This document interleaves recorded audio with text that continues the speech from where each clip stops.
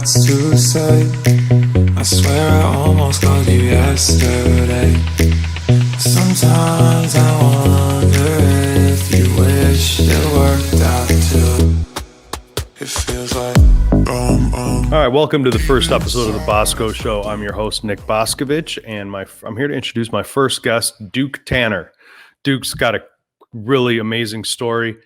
He was a superstar boxer on his way to contend for a heavyweight title. When he found himself landed in a federal penitentiary with a life sentence, actually double life sentence, I believe. He was recently granted clemency by President Trump last fall, and his story is heartwarming, amazing, and I can vouch for his amazing character because I actually went to high school with Duke. So without further ado, please enjoy episode 1. All right. Greetings, Internet. Welcome to the very first episode of the Bosco Show. For my first episode, I have a very special guest, Charles Duke Tanner. Was a professional boxer with a promising career who became involved in a nonviolent drug conspiracy as a first-time offender. At the age of 24, he was arrested, tried, and initially sentenced to a double life sentence in prison. That was later reduced to 30 years. He served 16 years in prison. Duke was granted clemency by President Trump on October 21st, 2020. He's now on a career path to help others who are in the same or similar situation as he was once in. His main goal is to use his platform and reach out to people of all demographics to raise awareness to the injustice of the law and justice system. Basically try to help bring more people that are deserving home to their families. Duke was born in Gary, Indiana. We attended high school together at Andran in Maryville, class of '98. And I think it brought joy to everybody who knows you and has crossed paths with you when we saw and heard the news of your release, and then it really hit home when we saw you embrace your son, and I think that was like a viral clip. Right. So welcome, Duke. Thank you, man. Thank you for having me. So I wanted to take a little different approach to this interview than you're probably getting from most. Duke's been doing interviews and podcasts far and wide. He's basically saying yes to everybody who asks him, and I think most of them want to focus on his sentence, his clemency, and what's from here. I wanted to take a different approach and focus more so on your early life. Like your childhood. What was it like? What was it like growing up in Gary in the 80s and 90s? At one point in time, Gary, Indiana was the murder capital. So, when I used to come to school with you guys, I had to go back to reality when I went back home. Those 54 blocks of Gary, it's a different ballgame. So, but it was always light at the end of the tunnel. And that's a part of why I'm pushing so hard with redemption, because I feel like a lot of people believed in me to not only help their personal situations, but help the whole city of Gary, Indiana, come back to the top again. And we was going to use the channel of my boxing career to do so. And I feel like I let a lot of people down when I went to prison, So I'm showing that true redemption right now to make all those people proud and happy of me again. Yeah. Well, it's great to hear. And it was heartbreaking for anybody who knew you when we were aware of your sentence. I think I tried, as I mentioned to you last night, I tried to read up on your case, and after about an hour in, I realized I was only halfway through it. And one thing that stuck out was that had they not elevated your charge up to drug conspiracy, for the amount of narcotics that you were arrested trying to acquire, right. The normal sentence would have been what? Between I could have got the lowest is 5 years, and the max should have been 10 years. For 15 kilograms of powder cocaine. That once again, this podcast is about telling the youth. I was there to buy the drugs. So, you know, that was a part of the case, and I wanted to take full responsibility for what I done. But you know, it's a different ball game when the conspiracy charge get involved, and you know, with the mandatory minimums and with the war on drugs at the time. And when I came in, crack cocaine was 100-to-1 equivalent to powder cocaine. So when they put the crack on the case, it made it automatically life sentence for me. How did they put crack on? Because they said that different members in the conspiracy was dealing with crack cocaine and powder cocaine, which they made me the leader of the case. So therefore, it made me responsible for everything, whether if I dealt with crack cocaine or powder cocaine. You know, I was responsible for everything on the case. You know, in the light of the way the government portrayed it and charged me. Yeah. Well, and really, it sounded like the ultimate objective that they had was domino effect, right? Like get you to flip or snitch, and then the next guy snitches, and they get as many arrests out of it as possible. I mean, you know, that's what it's about. You know, I feel that I got the life sentence because I exercised my constitutional right to go to trial. You know what I mean? It was said in the transcripts that if I wouldn't have went to trial or I would have cooperated, I would have got a lower sentence, you know, without going to trial. Just taking a plea agreement, you know, I might have got this amount, but cooperation, I would have probably got this amount. But because I exercised my constitutional right, I got the max, you know, and that's something that, you know, we got to deal with. You know, we got to come together as a collective. Is something that I always speak about, and try to help not only men and women come home, but also for them to stop going. So we need to do something about that because, you know, I'm not the only. It's a lot of more Duke tenants back there behind the wall, and it's a lot of more that they're bringing up right now. It's going to probably go through the same situation if we don't help this broken system. Yeah. Well, I mean, it seems like you were made an example of. You know, like you were high profile. You were high profile in high school. Yeah. You know, like there's a certain a mystique that Duke had in Northwest Indiana, growing up in the region, as everybody that's from there knows. You know, they're star basketball players, they're star football players, but being a star boxer from Gary, going to private Catholic high school, Andran, which was kind of like a collective of, you know, all of the surrounding towns of Northwest Indiana. And he, you know, Duke was very well known. It was very well known that he was supposed to be the next Mike Tyson, right? And he had sponsors that paid for his school. At least, you know, I want to let you tell this because this is like, you know, we had English class together a couple of years. We were friendly, but not much more than acquaintances. But anyone that was around Duke knew that he had a really warm, sincere heart, and certainly never utilized his God-given talents to defend himself or others for anything but good. Right. So, but I want to get into that. Like, you know, so you grew up in Gary. Did you grow up in a household with both parents? You're right. My father and my mother was there. In downtown Gary, Indiana. You know, it's the town that birthed me, you know. So I was blessed in my 8th grade year. I was an amateur boxer. I fought at the Union League in downtown Chicago. I actually didn't supposed to fight. I was just there carrying the equipment for the older guys because you needed to be 17 or older to fight the Union League. But I was one of the top amateurs and the captain of the Police Athletic League Power Club boxing team at the time at 13 years old. So I used to go to a lot of fights whether I was fighting or not. So that night they were short a couple matches. So my coach said, hey, we're going to put you into a fight. So I said, okay, I'll fight. You know, so turns out I was fighting a 19-year-old kid and I was only 13 and I beat him. So, you know, the guys at the Union League was going crazy. So they was going so hard about my fight they asked me to come back again the next night and fight again. And then I beat a 21-year-old. I actually knocked him out. So a guy named Robert Wiseman, who was an attorney in Chicago, he came up to me and said, "Hey, take my car, give me a call." You know, and we talked and we met.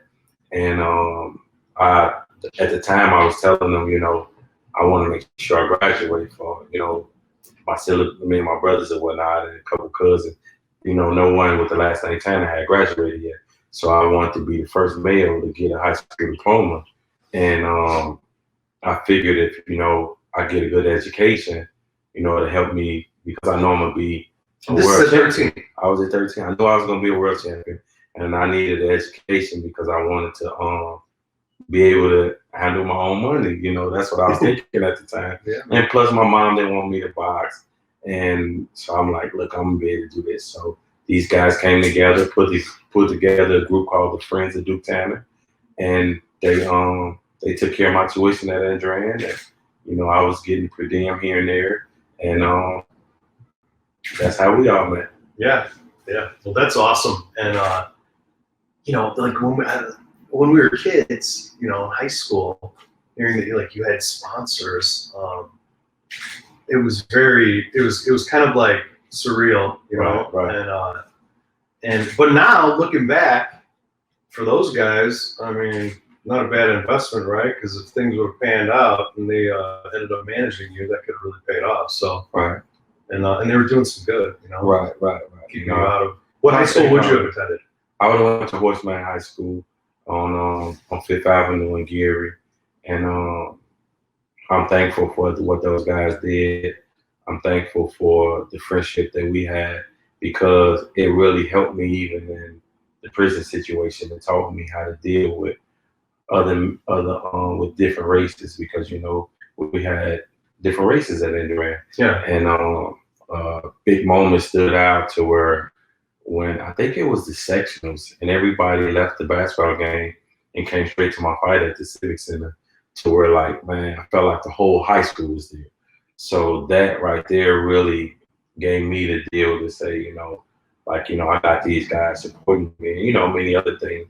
A lot of us fellow classmates was tutoring me because I was coming from the Gary schools going straight to a Catholic school. It was a big adjustment for me. Yeah. You know, so I had to get help, and a lot of the students wanted to see me prevail, and they was there to help me, like, you know, really like tutoring me, helping me out. You know what I mean? And not just doing the work, but really helping. Yeah, man. I mean, hey, that's why we were in that class together. Right. I was like, well, because I was coming from, I was not coming from Gary schools, but I had went to public schools before that. I went to Boone Grove, and then I went to Valpo. And because the way everything like shook out, like the courses, I was in a lot of different courses with different grades, and I was in you know, like science. I remember I was in a science class as like a junior with like freshmen because I didn't have that one when you guys did. Right. But we were in I think we were in like basic English is what they call it. Yeah, talk about knocking you down. Basic English. Basic English. Miss Copel, Mr. DeFabio, right? Yeah, man. Okay, so how about family? Because you have brothers, and as I said, I'm gonna go through like what I think like maybe the consensus story or I don't know what to call it, like what we thought Duke, what his situation was. He was a high profile boxer. We all knew that. He had sponsors, one of which the word was it was like Robert Shapiro, which everyone knew who that was at the time because that was right after the crazy O.J. Simpson case. Right. So, but technically he wasn't one of the sponsors. It was out of the men, it was eight men that put together the Friends of Duke Tanner, and one of them knew Mr. Shapiro. And what happened was they had him send me an autograph picture of him after the OJ case, and you know, I gave it to my coach at the time. He posted it up at the gym, and I think I won it Junior Olympics that year, and I went to World Games and ended up getting a bronze medal in '96. And when they came to the gym, they took a picture of me with that picture by the wall, and the rumor took off. So everyone thought it was Robert Shapiro. So everybody figured that forget all the other people that was sponsoring me.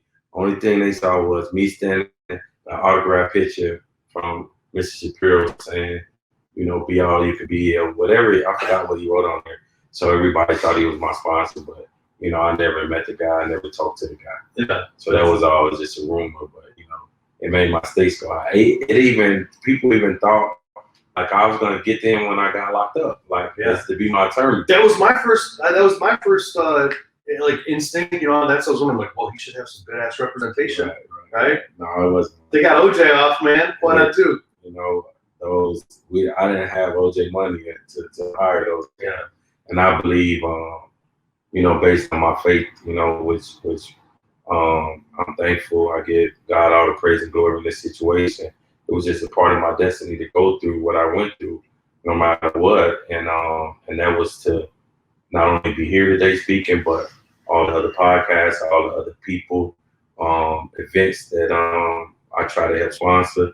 You know, no matter who it is, I'm there to help them. And we gotta come. And my focus is for us to come together as a collective, because when I was in prison, I really needed guys like you all to fight for me. You know, because you know you're the citizens. You guys need to come together and help change some of these laws. So, you know, that's why, you know, I'm with this person, that person, this person. If I can help, if I can speak and my story matter, I want to get it out there and maybe change their view on something. It might be one sentence, might be one word to, you know, give them a different look, you know, instead of always going separate ways, to where we can come together, you know. And like I said, it's not just about bringing guys out, which is my main focus. But the major thing is to let's help them stop going in. Yeah. You know what I mean? And that's where we have to come together. Everything is so competitive now in this world, you know what I mean? To where, you know, we can work together. You know, we have to. That's what's gonna make this world better. Yeah, but I mean, what's interesting about it is, like, you know, knowing you, I had, you know, like, and anyone who knew you, I'm sure felt like great sorrow, you know, at your, you know, this fallen journey, right? You ended up landing in prison with a life sentence, that's hard to even say. But you know, when you hear that about people that you don't know, you kind of, it's easy to just assume like, oh, they got what they deserve. That's the justice system. Right. So for you, being the charismatic, you know, warm heart that you have, and you really radiate good vibes. You know, I think you're the perfect person to be that voice and to take that face. You know, right? And who knows? You know, I'm pushing for it. I'm praying for it. I'm ready for it. And like I said, you know, I'm here. You know, I started working the next day after I got out. I was speaking on shows and sharing my blessing and help bless others. You know what I mean? Yeah, I saw recently you're at the White House. Right. Beautiful. Come on, you gotta have it. From Gary, Indiana. Double life sentence. It's at the White House. So an Instagram picture posing with fists up next to Ivanka Trump. Ivanka Trump and Miss Alice Johnson, who I'm so thankful for. She's a wonderful lady. You know, she was in my shoes. She knew what it said to hear the judge say, "You're never going home. A life sentence, no parole." So Alice Johnson was your advocate. She was one advocate. She was an advocate. But once again, I'm speaking about the collection as we coming together, and she was a major voice. You know what I mean? And but it was also Amy Pover from the Can Do Foundation, Brittany Burnett from Buried Alive, who actually did my first clemency petition, as well as helped me file the motion to get the 30 years off of me or whatnot. And she was actually the first advocate for me or whatnot. And she wasn't, she never been in prison.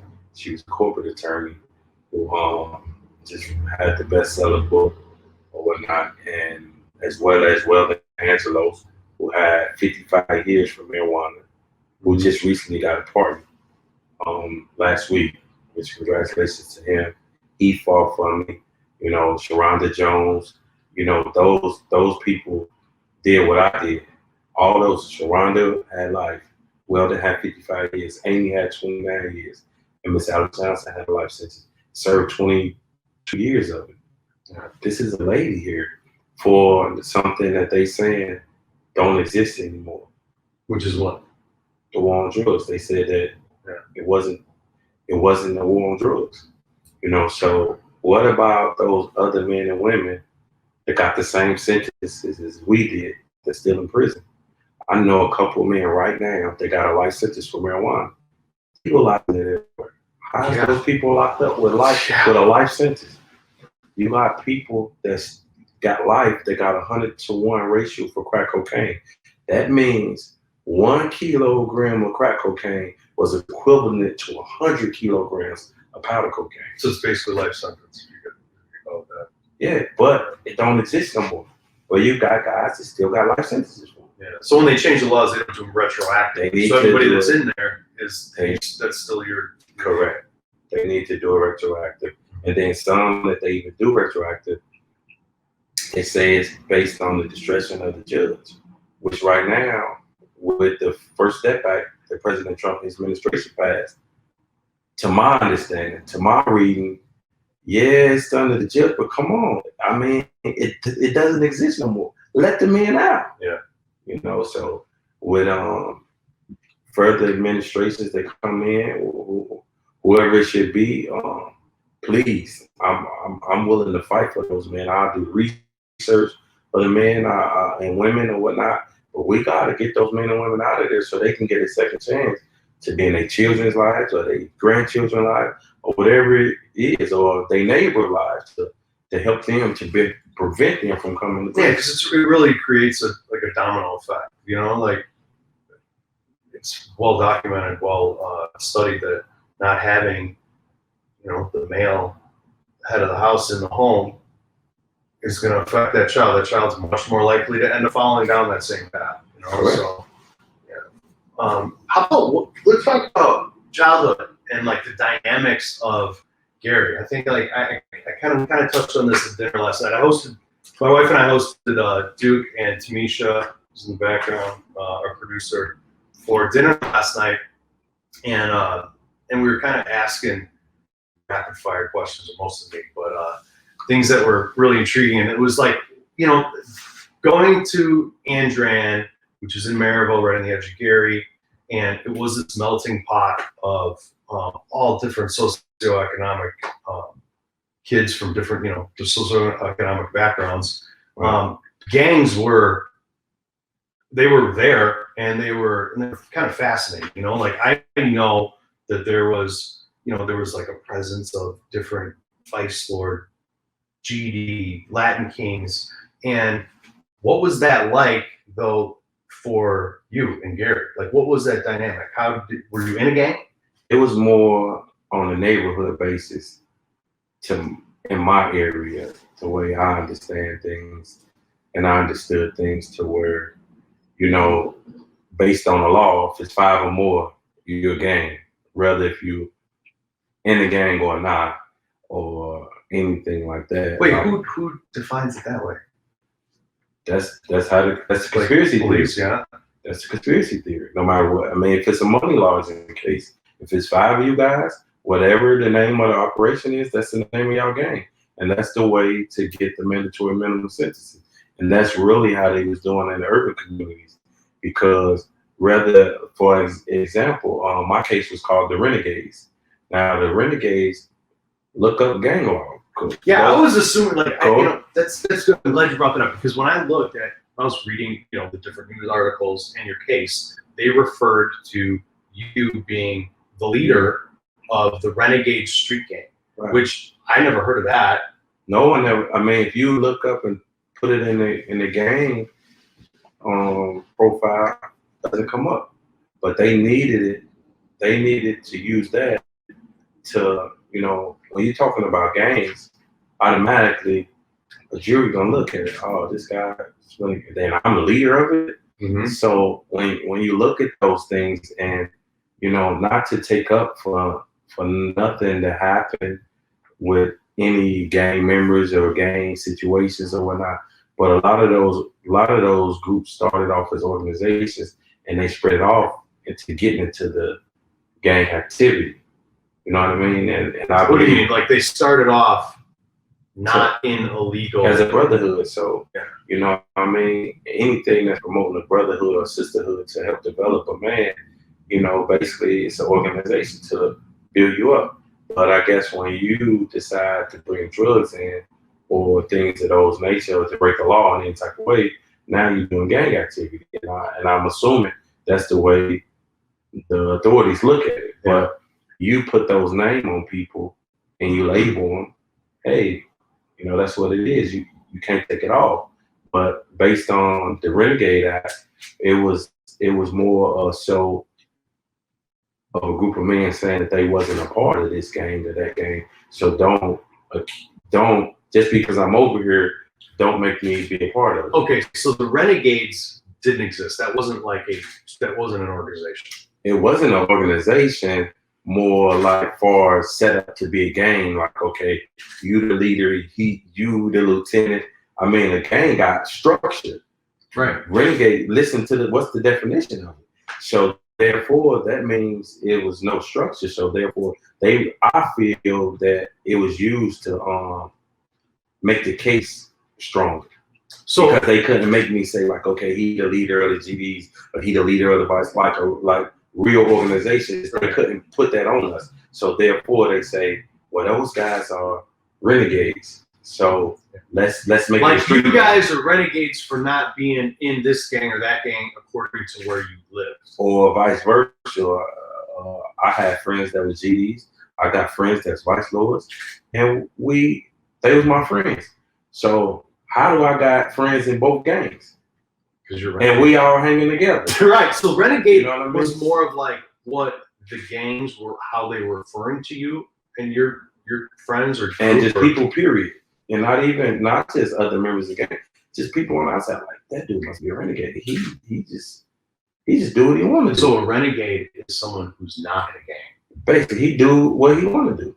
Right. You know what I mean? So, but once again, it's just used to, once you get that gang statute in the case, you know what comes?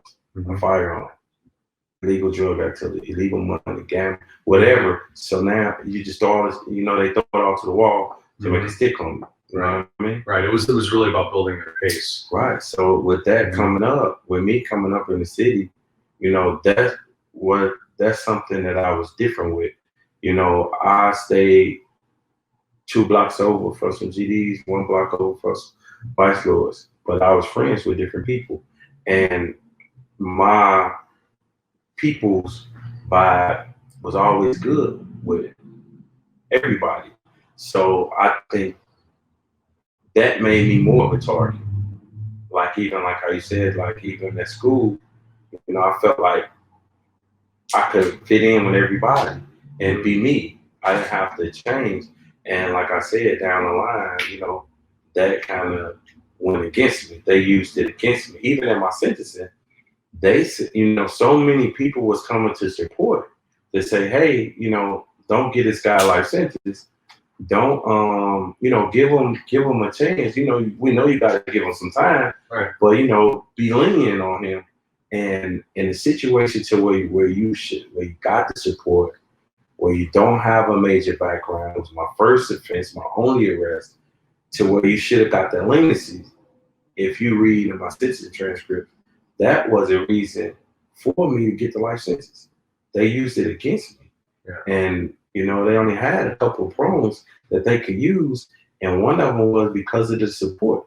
It was like, I felt like, whoa, well, maybe if the people wouldn't have came and supported me, maybe I would have. So you think all the people that were like character witnesses? It's a fact. It was using, it's in my city transcript. They free to the public. One of the prongs towards the end was based on the late judge. He said that he felt that I let a lot of people down. And I took it. Like I said, once again, it's part of my destiny. So I I don't look bad. I don't feel bad about it or not. But I just feel like I thought like, whoa, like, you know, to where people they forgave me already. You know what I mean? They see I messed up. Yeah. You know, so but I didn't have that leniency that day. No, sir. I got a double life sentence. You know what I mean? That was reduced to 30 years. You put 26 years off there. I did 16 in a couple months of it, you know, which, you know, my only trial co-defendant got clemency in 2016. Who gave him that? President Obama. Yeah. Not you. Oh, what's my destiny? Yeah. You needed a few more years. I needed a few more years to probably develop into the man that I am right now. Maybe, you know, in 2016, I wasn't ready. And then on top of it, I just believe that, you know, with all the things that's going on in the world today, it was meant for President Trump to let me go, to show that, you know, that I can come out and it shows that God's hand was all over this for the people that believe, because that's what it's about.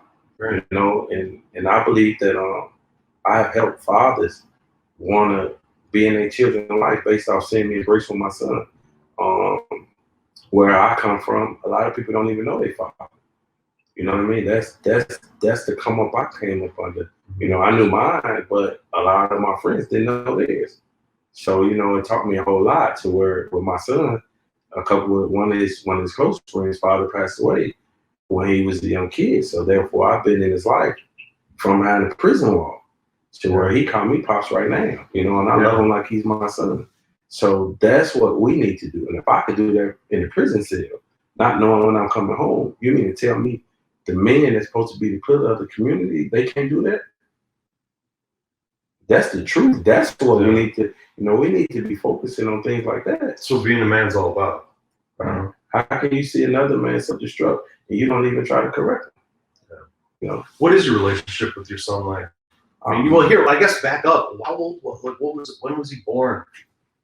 August 30th, 2002, 10:20 p.m. Changed my life. Song come out. And you were how old? I was 22 years old. 22, and then you got sentenced when you're 24, right? Or 2 days after he was born. I got arrested September 1st, 2004. And I didn't see or touch him again until 2009. I didn't even physically touch him. So when you were going through trial, you were not free. You were. No, I was in a county jail that I actually visited my son through a TV stream. I visited everybody through a TV stream, you know. It went from him having to stand up on a stool for me to see him to him standing up regularly. And so when I came home, he was taller than me and driving me around. Yeah. Okay, so 2 years old when you got locked up. You get released, he's 18. Freshman in college. He's in college playing football. Proud of him. The best thing that happened to me. Yeah. And you know, he's a major reason why I push as hard as I push. And you know, my heart's pure with it, you know. I'm great, you know. Like we got a great relationship, you know. He listens and he asks questions. Actually was doing an interview that I was in because a lot of the interviews and places that I have visited, you know, I have him with me or whatnot. And he told one guy in the interview, and it's something that I didn't know. He said that it was a lot of things. He knew he had a dad and he knew that I loved him. And there was just some things that he didn't want to ask maybe other men or, you know, family members, right, because he wanted it from me. So on the physical aspect, so therefore he learned it. He had to learn it his own way. But he said, now I don't have to do that. I can, you know, I can call my dad. I can ask my dad, you know what I mean? And that right there was something I never thought about, you know what I mean? So it was like great to hear him do that. And actually, by us doing so many interviews, he's learning more about me. He's learning more about, you know, my lifestyle from coming up and to the things I had to go through before prison, you know, during prison, because he's hearing me in the interview. So it's like basically we getting therapy, you know what I mean? Yeah. We giving each other therapy. So it's just, you know, it was great. We got our first Thanksgiving, our first Christmas. Actually, you know, Christmas was a little touchy because, you know, that's a major holiday for me. And by him hearing you know, how I love that, you know, through his mom and through other family members and friends, you know, it was kind of like we talked on the phone for like almost 2 hours that morning, just holding the phone, FaceTime until we talking, we texting other people, we doing all of, you know, we just didn't want to get off the phone. Yeah. You know, so it was a beautiful thing. That's great. I mean, I now that I have a 2-year-old daughter, and you know, like you said, it's the best thing that ever happened. And I think like our number one responsibility as fathers is, you know, for me, it's to be an example of the man I want my wife to marry. For you, it's to be an example of the man you want your son to be, right? So, you know, it's a beautiful thing that you got a chance to be that in person. And at perfect timing, you know, he's 18, he's becoming an adult, and you know, I'm thankful to be able to guide him these next few years. And for, you know, you're gonna always be my baby, so you know what I mean. But you know, it's great to give him the tools that he needs to become that man, and to know, you know, the shortcuts. You know, we don't need to take them. And I always instill to him young, every action has a reaction. The actions that I done caused the reaction to happen to me, whether we liked them or not, whether if they was fair or not, they happen. But we gotta push through it. And like I tell everybody, for you, you could tell your daughter, look, see this guy right here, Duke Tanner? Don't be like him. He wasted his talent, he wasted his education, and that's what it is. But you can also tell that same kid, like, look, this guy right here, he dropped the ball, but he got back up, came back, showed you redemption, he rehabilitated, and look at him now. If you fall short, get back up and keep going, and don't care what no one thinks. It's never too late to make it right. So you're telling the same, you know, it's a win-win situation for the kid. You know what I mean? You giving them motivation no matter what. So that's the message that I get to my son, many other sons, many other daughters, or whatever it is. That's the message, and I'm right here living proof of it. Dude, when did you find your faith? Were you always like I always had faith, but when the things that I went through, I had to get a real relationship at fast, because you know it wasn't, you know, I mean, one of the time, you know, of course, a lot of sense, but it did. I was so numb, I couldn't believe it. But my main thing was, you know, a little betrayal that I went through for people, meaning that some people that I wanted to be there with me wasn't there. So, and I believe that they was taken out of my life for me to get that real relationship, because I was at kind of rock bottom, and I'm thinking like, you know, how could this happen? How could that? And then other people I didn't know, people that I met in prison, they families, things of that nature, guys that, and girls that went to school with me, reaching out, always supporting me, always, you know, done certain things. And that was letting me know, like, God, I had to talk to him. And then I was able to build that relationship. And now I'm seeing, like, oh, he putting these people. Some of the people I wanted to be there, they came back, and some of them didn't. So now, like, it's like, okay, now they really wasn't for me, the ones that, you know, but the other ones had to be removed. So, because if they would have been there, it might have been too easy. I probably wouldn't have grew up. I probably wouldn't have developed into the man that I probably wouldn't have got that relationship. You know what I mean? And that's what I realized. And, you know, it's a beautiful thing. And if you don't see God's hands wrapped up in all of this, I don't know what to say. I mean, it shows everybody that I didn't know what was happening. I didn't know when I was coming. You know, I had faith that I was going to get out, but look, happened like this, snap of the finger. Every message I ever saw that came from you on Facebook, because you had a Facebook account and an Instagram account, that those were managed by others. Right. Yeah, but I'm assuming the messages, whatever was written, would always I will get all your messages.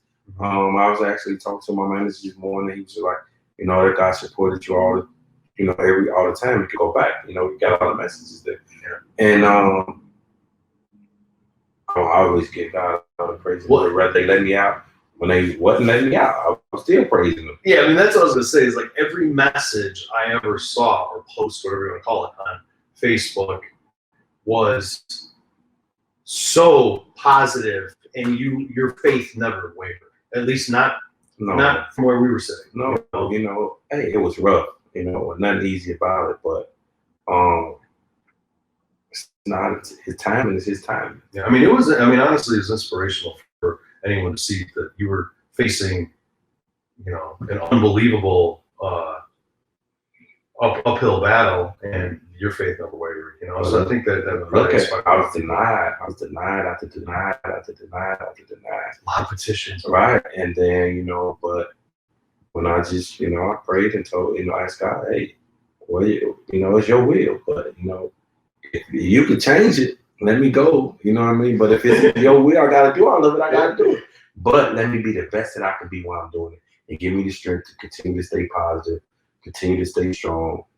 It's actually, you know, one of my favorite characters in the Bible, Joseph, and you know, his brother sold him. You know, they done him bad. You know, he was thrown in prison for something that he didn't do, and his faith never wavered. His energy was always positive, and that's how I try to live my life. And even when at the end, when his father died, they thought he was going to get back. He was the most powerful man in the land over there. So, but he said, you know, what was done to me was for evil, but what God had planned was for him to save the nation. And I'm trying to live in those shoes, save the nation, and that's why I'm here. To where, you know, it don't matter to where if it's something that I can do as soon as we get off with this podcast, and if I can help someone, I'm gonna do it. I was doing podcast driving in the car. I'm on the passenger side doing it. You know what I mean? I've been at different people, business establishments, all type of things. You know, I'm there to support them. I'm there to help them because that's what we need to do. We need to be there for each other. Yeah. We are American citizens. You know, it's not about the color of our skin. It's not about if it's a man or a woman. We need to support people on every angle. Yeah. Not just for prison, not just for other, on every angle. And I'm trying to let my life show that. Yeah, well, you're doing a good job, man. How did you end up so in high school you were top ranked amateur, and I think I remember that you were gonna go your tentative plan was Olympics. 2000 Olympic team, yeah. Okay, and what happened? How come did you end up pursuing Olympics? No, I actually told Robert Wiseman that, hey, listen, I want to turn professional. I want to start getting checks. I don't want to fight on the Olympic team. I don't like the style. I mean, I want to represent the country, but you know, we needed finances at the time, and they set something up for me to go see the famous Angelo Dundee, the coach of Muhammad Ali, Sugar Ray Leonard, all the top greats. They took me down to Fort Lauderdale. I worked out a session with them for 2 days. Angelo Dundee told Wiseman, not only is he ready to turn professional, I'm thinking about being a part of it. Mm-hmm. So to hear this news, the best news ever. The friends of Duke Tanner still wanted me to wait for the Olympics, for the college. So I went home and looked for my dad to tell him the news, because my dad was a fighter. One of my older brothers was a fighter. And at the time, my dad was on crack cocaine. That was the area of it. I never had saw him use. So this day I'm looking for him. It's April of 97. 98, right before. No, 97. Yeah, it's 97. It's my junior year. So I'm looking for him, and I'm over at a friend's house and walking to him in the act using crack cocaine. So I grabbed the thing, and you know, we scuffled, and you know, I just said, man, just please stop. Matter of fact, it's 97 because I was getting ready to graduate, so it's the April of 98. I mean, it was going on. It was our senior year. Mm-hmm. So made my mind up. I said, I'm turning pro, I'm getting you guys out of gear. You know what I mean? And that's what I did. I gave the friends of Duke Tanner the first offer. They didn't jump on it. So I took it up, put it all in my hands, and went myself. And I started fighting. And so it was right after high school. Right after high school, I turned pro November 27, 1998. My first fight. Second round, I got David Foster. Never forget it. Yeah. Yeah. Where was that at? Gear, Indiana, at the Genesis Center. All right. Genesis Center. Hammond Civic Center was another venue, right? Those are two venues that we got in the area. and you guys will be seeing me there real soon. Yeah, buddy. That sounds good. So okay, so you turned pro sooner than you planned. Right. And were you selling drugs like in high school? I never broke the law in my life. So how did that come to be? Because it sounds like you got into it when you were professional, when you started your professional career. Right, you know. So how did those two I come up from here, you know, a lot of my friends got out. My brothers sold drugs, everything. But with me, if I said I'm gonna do something, I'm gonna try to be the best in it.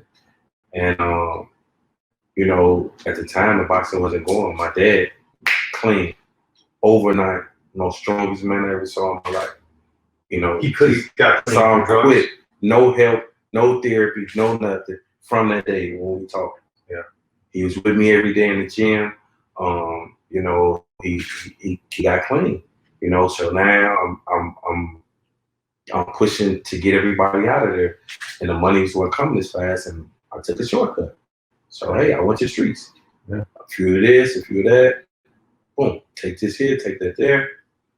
There you go. You know what I mean? And then the guy that was giving me the drugs decided he didn't want to go to prison when he got caught. So he said, hey, I'm going to give you guys due. Yeah. And that was that. That's what you got set up. By my supplier. Mm-hmm. But everything happens for a reason. Yeah. You know, they wanted me to do the same thing, and I refused to do so. So how did you get those big ass gold chains you wear in high school? Was it the sponsors or was it? It was an accumulation of both, and just also just other people in the neighborhood, because now, you know, they seeing me run. I'm running through the streets, you know, winning all these national tournaments, and they supporting me. So it's like, hey, you know, different guys, you know, street guys, business guys. Hey, Duke, we don't want you to get in no trouble, huh? Take this right here. You know, go do this and that. So you were getting support from individuals in the community. From everybody, people I didn't even know. You know, it's just because it's weird, like, you know, being your peer, literally in class. That was like that. I remember that was like a kind of like a big wonder, like, where the hell does Duke get these big ass gold chains from?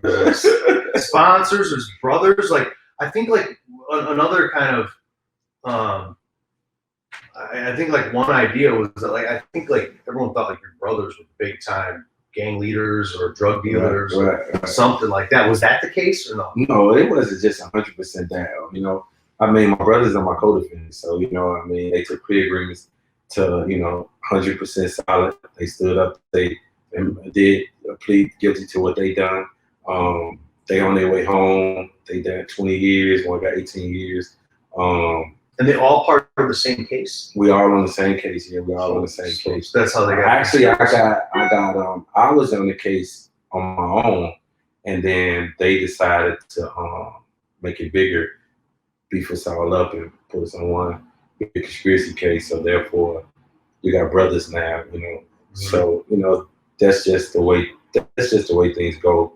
And like I said, we coming together to fight these things, these different advocates to fight the way they charge us. But yeah, my brothers helped me out, you know, a whole lot. You know, I love both of them dearly. And my other brother has passed away now since I've been incarcerated. But like it wasn't just them. Like I said, it was other people too, and they was coming to my amateur fights. You know, you know, they was helping out. Like I said, it's business guys as well. Like, you know, hey Duke, you know, we want you to make it. Hey, we're gonna go buy you this. What do you want right now? This, that, and other. Yeah. You know, so because they didn't want you to fall into the street. Right. They wanted to support you so you would stand. And those are the men and women that, besides my son and my faith, that make me push so hard today.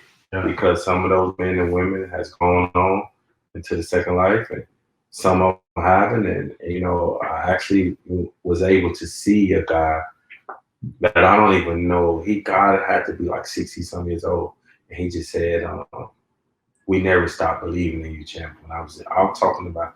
I'm at the light, and he saw me, and he rolled his window down just to tell me this, like a couple of days ago. So you know, at a street light. At a street light. Yeah. Where at? When I was in, last time I was in gear. Really? And you know, that just made my day. And he just like, you're making us even more proud now because everybody thought you was knocked out and wasn't going to get up. You know what I mean? But he said you jumped up and you wanted to fight and you continue to win. So that was a powerful message for me. It just gave me more faith in, like I said, what I'm doing. You know how I was just thought about like how I first heard about your arrest was, what year did you say that was? 2004, September 1st. 2004. So I think I was driving.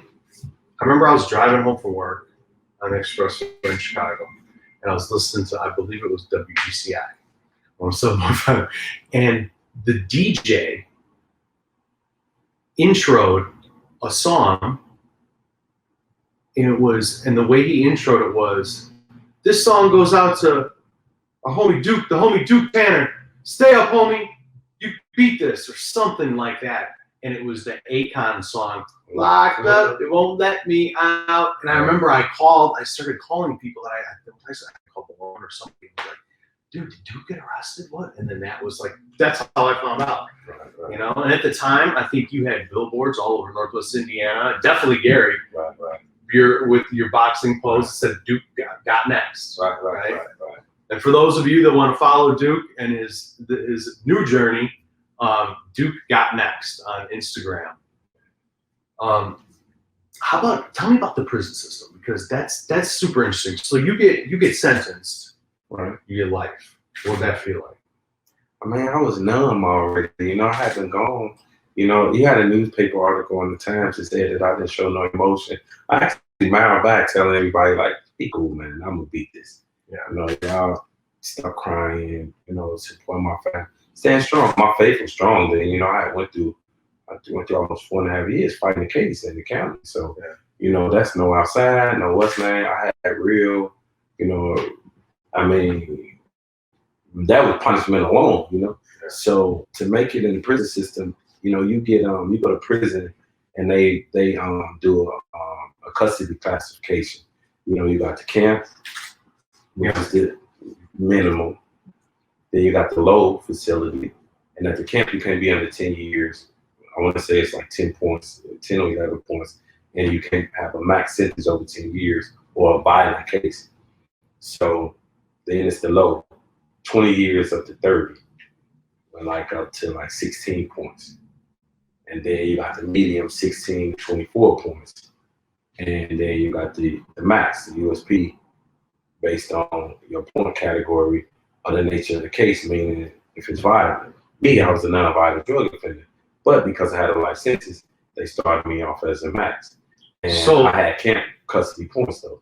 Okay, so just to back this up, so once you get convicted, you get assigned to a prison based upon your points, meaning your criminal history, criminal history, not just like what that offense was. Your total criminal history, as well as the defense player role as well. Because if it's a violent offense, you get extra points. You know what I mean? Or sex cases, things of those things. So based on your points, you could have been camp level. I had 4 points since I've been in the Bureau of Prison. Yeah. You know what I mean? And when I turned 36, I ended up lost 2 points. That had made me have 2 points my whole stay. But they put what you call a public safety factor on me, and kept me based off of my sentence length. And I did like almost 8.5 years behind the wall at 2 different max prisons. And the behind the wall means maximum security. Right. That's the USP, the United States, where they hold. So you could have been in camp, the worst, but because they gave you life, they put you straight into max. Non-violent drug offender. So what was it like there? I saw stuff there that I never saw in Gary, Indiana. I put it like that. Yeah. You know, it was a murder every year that I was behind the wall. I mean, the last one was the worst. I mean, I see the guy got hit like 71 times. He wasn't on the unit, on the compound, 20 minutes. And you mean right when he got there? So he got off the bus, they got him. And you know, it's a different ball game there. You know, it's a different world. You know, it's political. It's what it is. But once again, even though at that climate, if the leadership, meaning the inmates, and they got leadership because everything is so politically grounded, it's based on the leadership. You're saying politically, the inmates politically. 100%. Meaning, me and you will never be cellmates in the United States. Me and you? Penitentiary, no, because you're white and I'm black. It's segregated. You know what I mean? So that's just what it is. You know what I mean? And who dictates that? I mean, that was put down before I came into the system. Yeah. You know, so I can't say who dictates it, but every organization, every gang, every state has somebody, a representative that represent their people. So now it's a possibility that me and you could be cellmates, but it's gonna be a lot of people that don't like it, and we ain't gonna be looked at as the same. So there's like, who decides cellmates? Is that something that's done by like and higher up, the inmates gonna control that. Not administrative. The administration can put you there, but that don't mean you're gonna stay there. You know, I've been in a place to where the administration puts you there, and the guy say, "Where you from?" "I'm from Indiana." "Oh, I'm from over here." "All right, man, your homies over there. Go find your homies. You ain't coming there. So either you going to the hole, or you gonna punch him in his mouth, or y'all both gonna go to the hole." So, but there's so many different ways that could be cut up, right, or divided. Like you could be black and white, Mexican, Puerto, like that. Okay, those are obvious. But what about like different gangs then? Like, are they friendly and coexisting in prison? I mean, you got some things that what they call a coalition. And like I said, what I learned in the maximum, a lot of the quote unquote what people call gangs, they call themselves organizations because they live in a blueprint and rules and everything that they feel that they're not doing gang activity. So I'm always say the organizations, they have different coalitions to where it's showing that they're organization to where they do live together. You know what I mean? And they do come together. I seen Bloods and Crips living together. Really? Yeah. So the gang, any like gang wars or whatever, like that's not much of a thing. That's what happened outside. Don't come into this world. Just like what's supposed to happen in that world should come back into this one. It's a whole other different world, And like I said, it can be based on leadership, the complex or the compound you own. It's gonna be based off how the leadership is. You got good leaders there, guess what? You'll have a peaceful place. You know what I mean? But if you got things to where you don't have no structure, then it's a different ballgame. So how about, did you ever get challenged in that? No, I always been a people's person. So I always been for the people. And, I had a real strong voice in every prison I've been in for, especially the guys in Indiana. You know what I mean? That was my state, I cared about those guys coming in, I would sit and talk to them. Hey, listen, where your head at? You gotta, especially when I was in the max.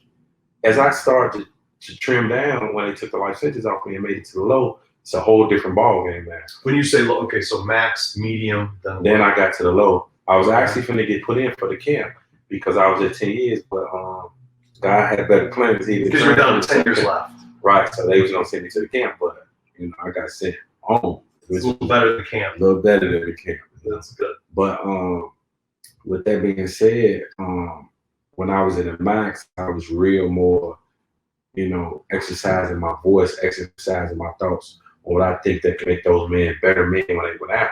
Because you had a lot of the younger guys coming in because maybe they had a firearm case or bank robbery, things like that. So their points went up, and by them being young, it put them in maximum security.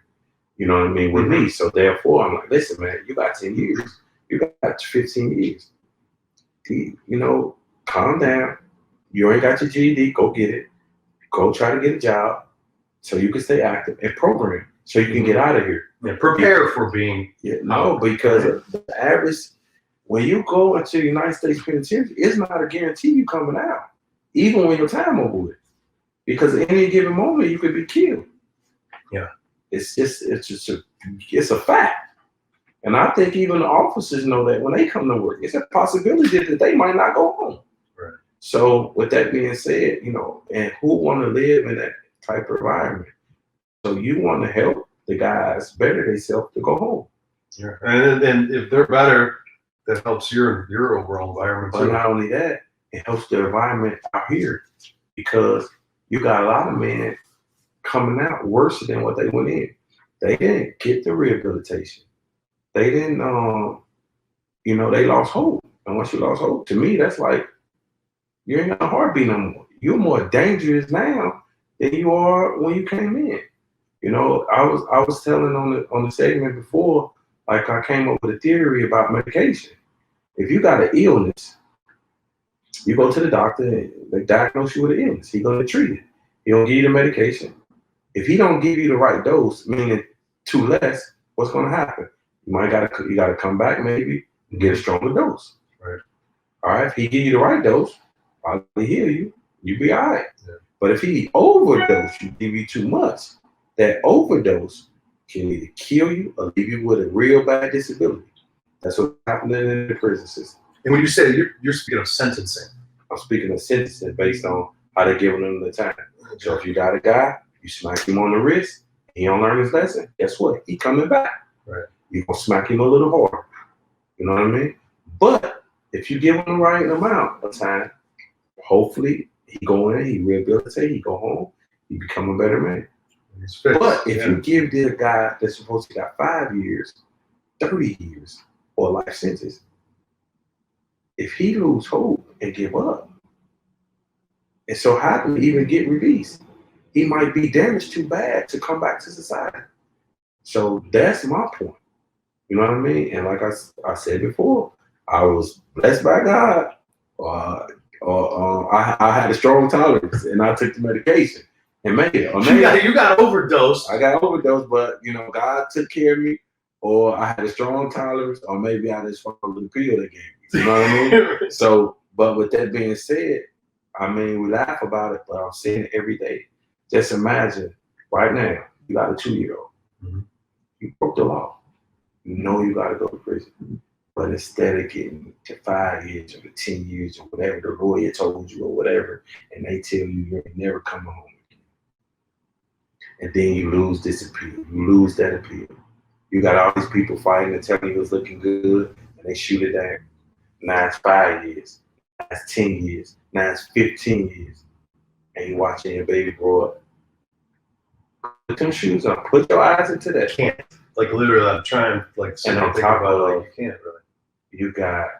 You live in such a violent environment to where you know you're never gonna be the cause of a problem, but because you're a part of a group and just a part of a situation that can turn bad one day, you could be in a serious situation to where you might not come home. So therefore, now you got to think like, do I want to go out or do I got to protect myself? What if I protect myself and I hurt somebody? Then I overturn my case, but now I'm not going home because I got this. So you got all this on your mind, on top of trying to be a father, trying to be a boyfriend or a husband or a son or a nephew. I mean, it makes a lot of sense to me. What I'm thinking about is like, it really, no wonder so many people find God and faith behind bars. But the thing about it is they have, you know, that's when you know it's real because they're not going to waver from it. You're going to see it in their walk. I mean, you know, I can never judge no one and say, let's say if they're faking or not, this and other, because I don't know. But if they got that real relationship, you're going to know it. They're going to see it. You're going to see it in them. You're going to see it in them when they come home. And they're going to always give thanks to it. You know what I mean? And that's, you know, that's another thing, even with me. I'm going to continue to thank President Trump for the rest of my life. You know? And when I leave this earth, my son going to thank him because it opened the door for him. Right. You know what I mean? And politics aside, it's just he did right by you. Man, listen, I told people, based on my faith, the best gift you can get is your salvation, and it's free from what Jesus did on the cross. The next best gift on earth to me is what he done, right? When he signed that paper on the 21st. I can be a world champion tomorrow, don't touch it. It wouldn't touch that feeling that I had to embrace to hug my son at that airport. You could give me $1 billion right now. It wouldn't touch that feeling that I had to embrace my son and know like I'm finna be in his life in the physical right now. Yeah. That feeling right there, bro.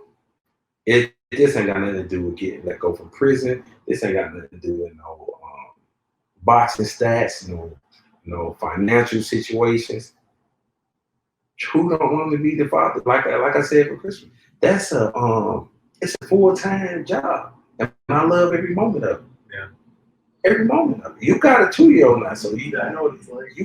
You saw, you know what I mean? It's unbelievable. Yeah, that's what life's about. If all men was like this,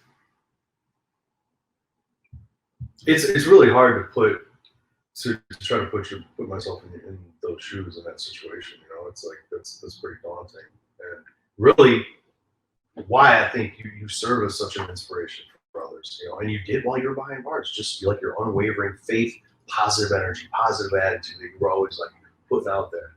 You know, like, oh, another day, another year closer to being home. You know, that was like the relentless messaging that you were putting out there. You know, it's a beautiful thing to see God answer that for you. there you go. And before we get out of here, the world needs to know those type of things, because you don't know what can happen this next second to where you can be used or put into a situation to where you don't know what the future holds. So you have to know to where a friend of mine said, when I saw you hug your son, man, I went home and woke my kids up and hugged them and told them I love them. And I've been with in their life, and I think I'm a great dad. Mm-hmm. But for your son to look at you and embrace you back like how he did, we know you've been doing something right with him to be able. He could have easily resented me. Yeah, I mean that. I was going to ask you about that. You know, like what that's like for our respect level is to the max. And like even now, I tell him, it's not going to be easy that I'm doing. I got a attitude. I got a militant attitude to a standpoint, and you say militant? Yeah, because like you saw us working out on the video. I'm on top of him. My thing is though, I want him to put the max out now. Yeah. Why I say it's gonna be harder, because I want him to go and put his all into everything. Because now if he fall, guess what? It didn't get to catch you. Yeah. So where you would think it'd be easier, to a standpoint, it'd be hard. Even though everybody soft on everybody say, his mom said, you so soft on him, y'all just so in love right now. You're right, dangerously in love, So with that being said, but it go past him. Mm-hmm. I can honestly say I've been home like 67 days. But nobody's counting, huh? Nobody's counting. 67 days. I know for a fact every night before I close my eyes, I know I did something to help somebody with. And I'm going to do that for the rest of my life. Whether if I open the door for a lady, or I pick something up for a kid, or I made somebody smile, or whatever it may be. That's the attitude I want the world to get. Whether if it's your family member, your child, or a stranger. Know for a fact that you did something for somebody in a positive way to help them every day, and watch what the world do. Yeah. That's not much. If you could just say one person, one thing before you close your eyes every day. Yeah. Open the door for someone. Yeah. Go to another restaurant or a competitor or whatever. You gotta what's the name?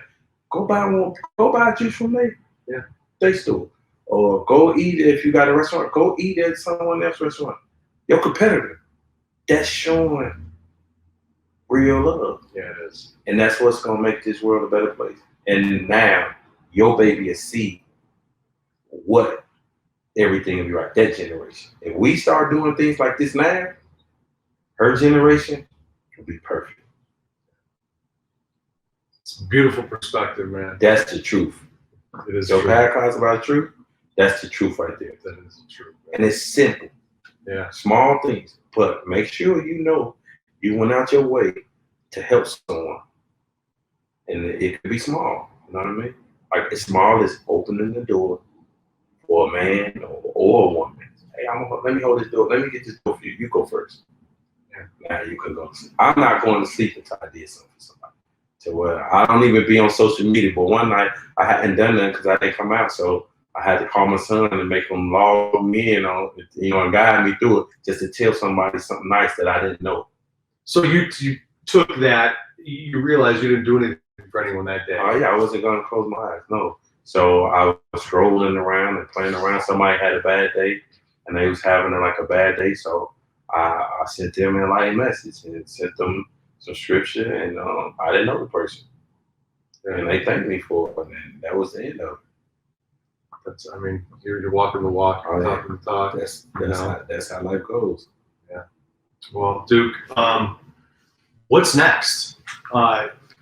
Free man, and we pushing for a movie. Duke got next.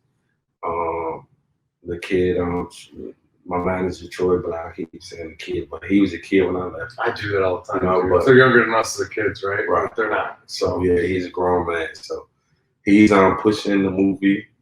We're doing speaking engagements. I got a press pack, and I got you'll be able to get all that on my social media stuff.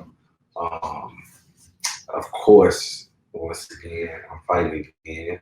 I plan on being a part of getting the gym together soon as well to help the youth, because my boxing, I got to use it as a tool to help get to some of the people, because to be honest, believe it or not, that's another tool that played a part in my survival in prison, and not the boxing aspect as far as me being able to take care of myself.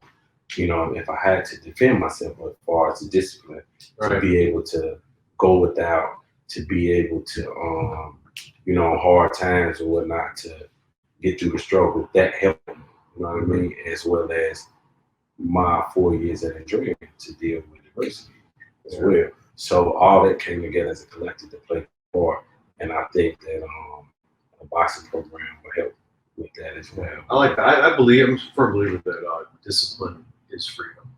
Like it really is. Like if you got a strong mind, and then you're free from vices and weaknesses. Right. Eliminates those weaknesses. And freedom is not just about letting come home from prison. Right.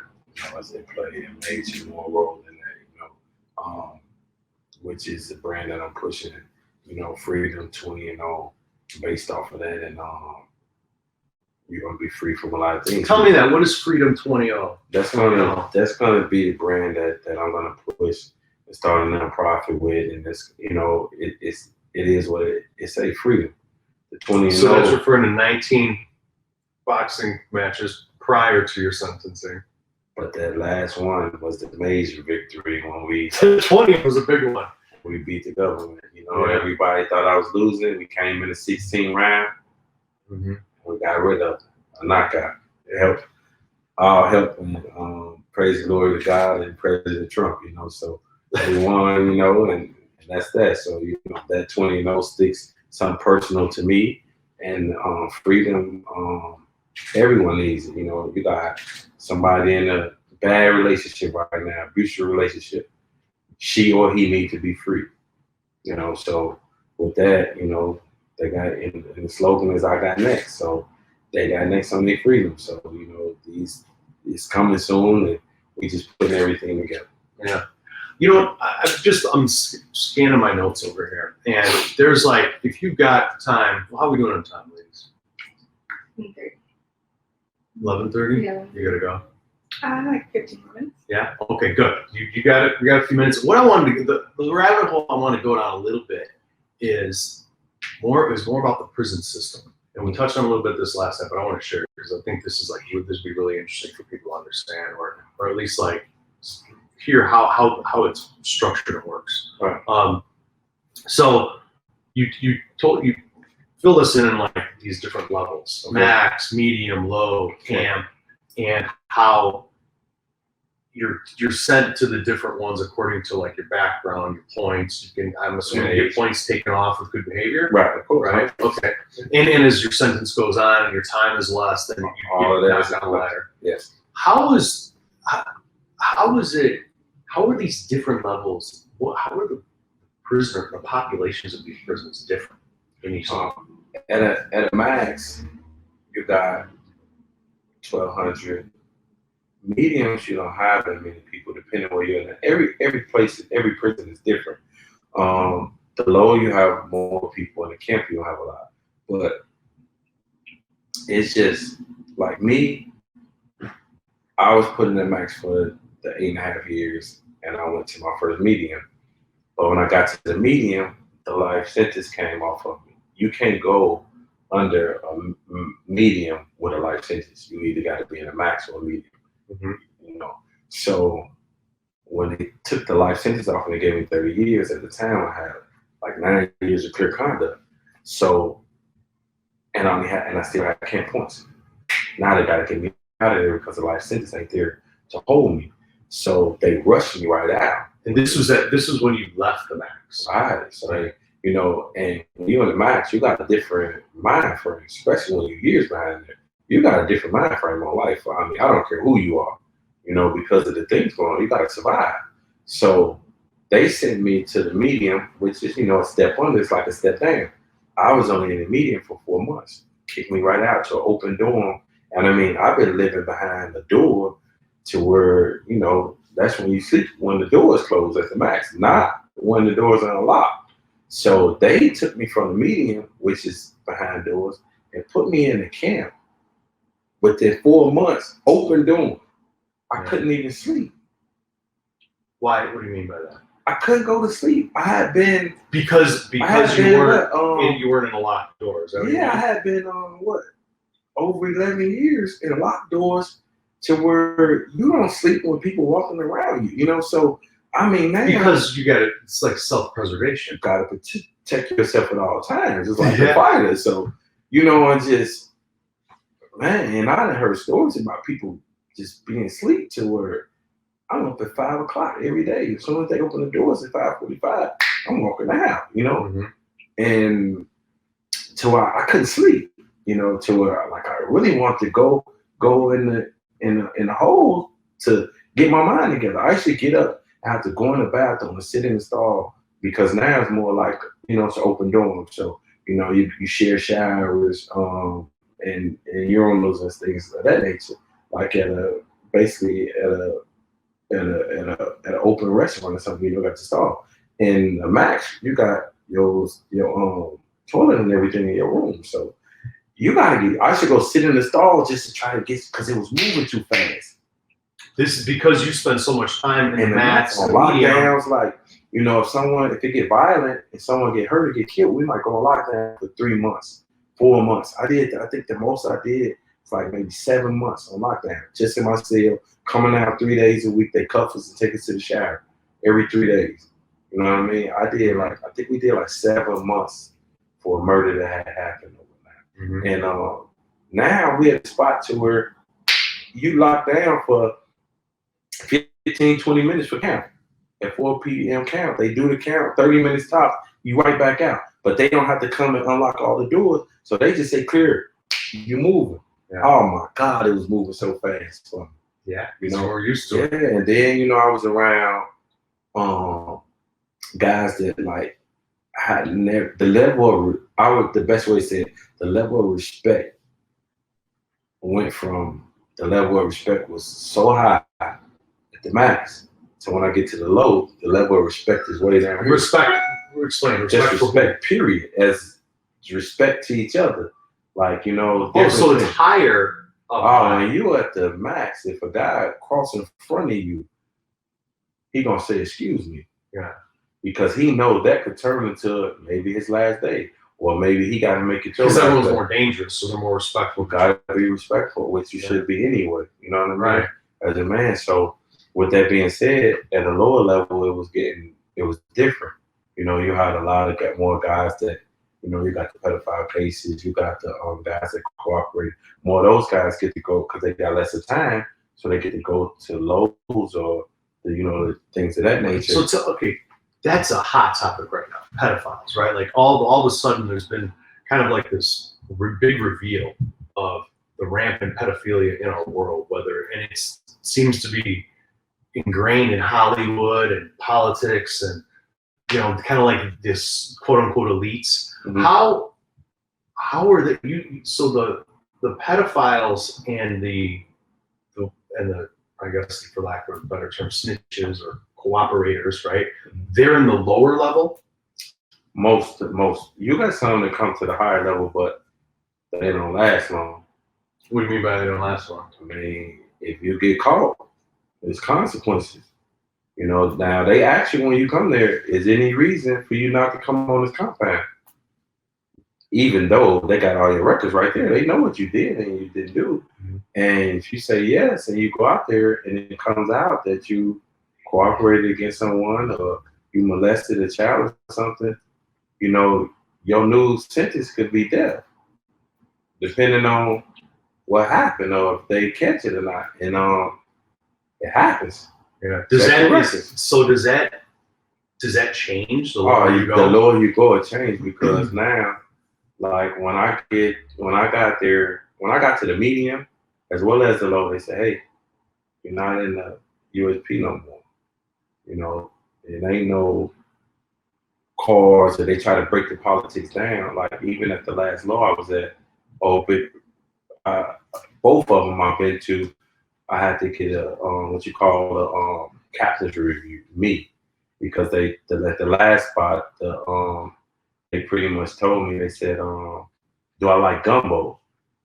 I said, of course I like gumbo. I'm thinking they saying they got gumbo on the menu. I don't know what's going on. So the lady like, are you sure? I said, yeah. She was like, do you know what I mean? I said, I mean, what y'all got it on? She's like, no. I mean, we got a couple guys that didn't cooperate. We got guys that cooperated. We got sex offenders. We got rapists. We got all this. It's all in one big pot. Now, before you go out here, you're going to have a problem because if you got those ways you had at the higher up, then it might not be best for you to go out here. This is in the low. This at the low. This what they told me. So it's basically she was preparing me saying if you go out here with the attitude that you had or that guys from a max have, and you mess with somebody because they cooperated or you call somebody a child molester or something like that, basically we taking their side and you going to solitary confinement until we investigate and get to the bottom of it. So child molesters, rapists, snitches, they're basically protected. Basically they telling you to mind your business and do your time. Yeah, they don't get picked on. They're more the majority in the lower levels. Kind of sort of.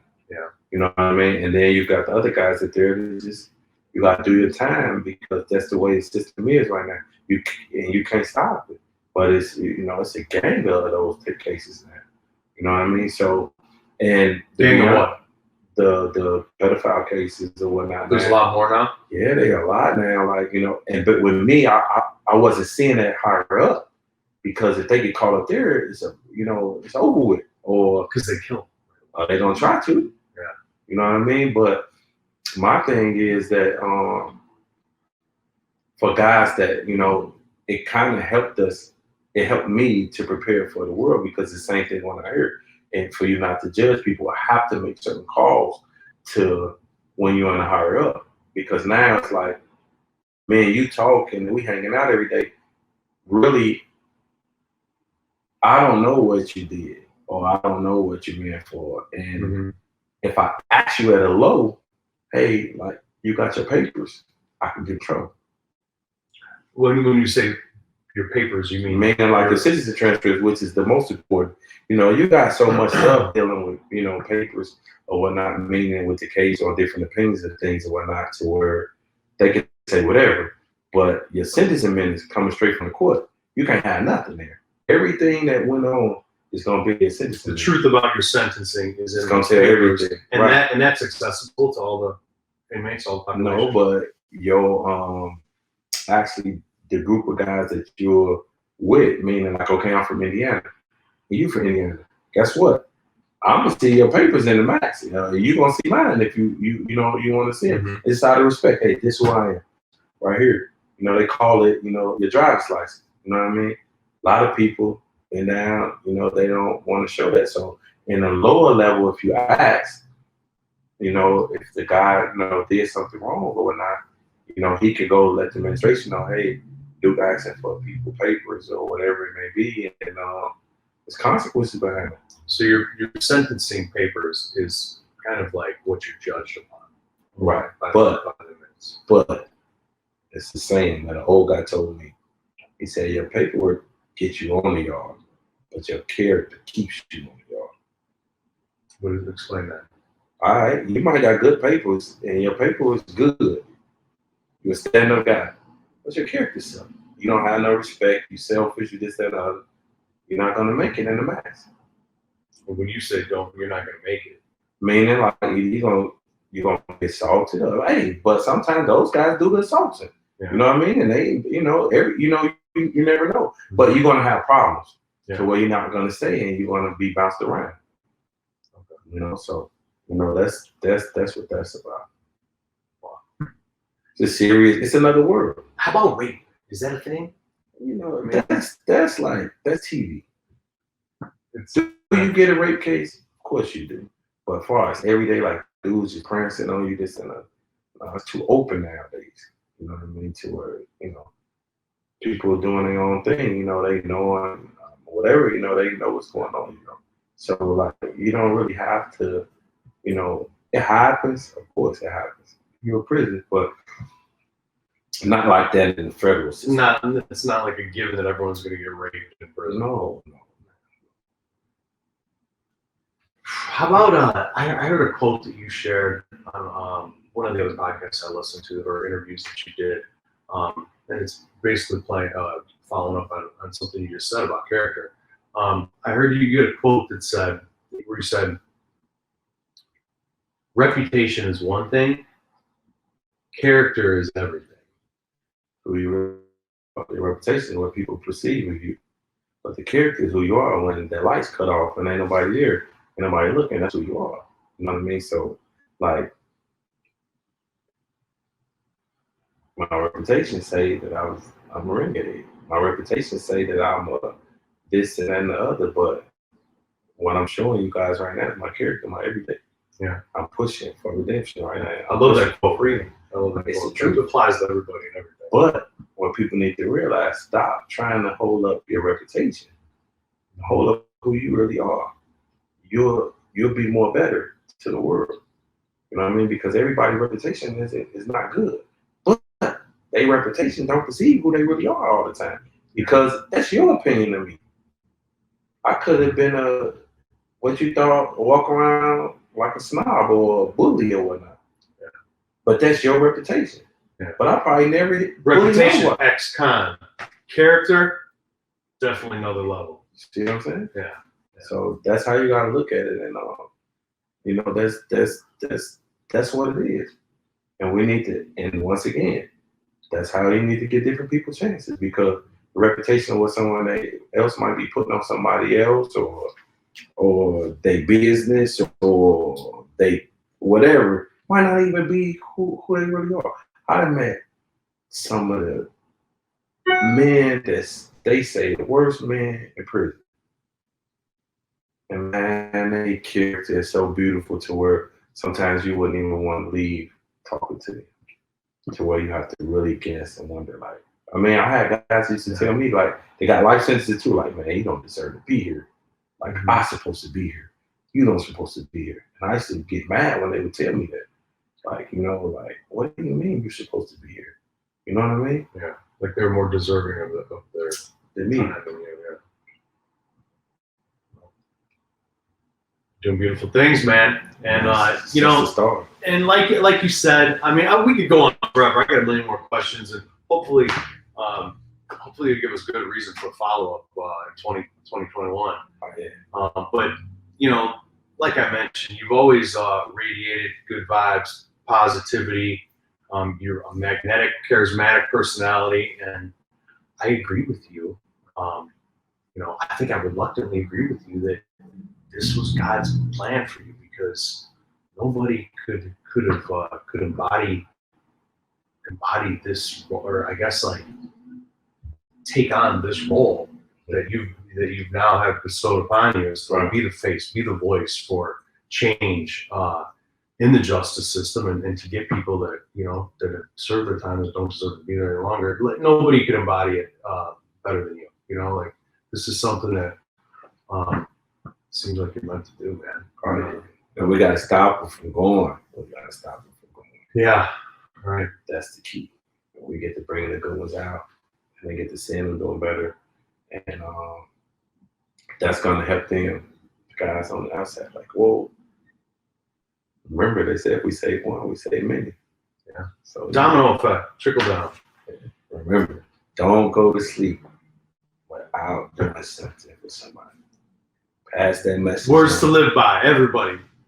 Just try it. Just try it. Yeah, I like that. I like that. Those are beautiful, beautiful words and beautiful way to live. Yeah.